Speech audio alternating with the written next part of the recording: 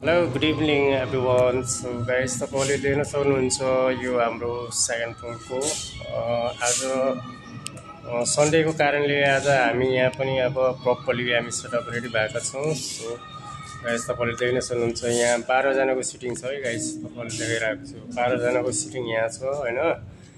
अनि त्यसपछि तपाईँले यहाँ फ्रिक्वेन्टली देख्न सक्नुहुन्छ गाइस, यो हाम्रो सोफा साइडको सिटिङ हो। यो प्रपरली यो छ हाम्रो 7 टेबल छ है, 42 को सिटिङ यहाँ छ हैन। अनि तपाईहरुले फेरि देख्न सक्नुहुन्छ यहाँ बीचको सिटिङहरु, तपाईहरुले यो बीचको सिटिङ छ यहाँ।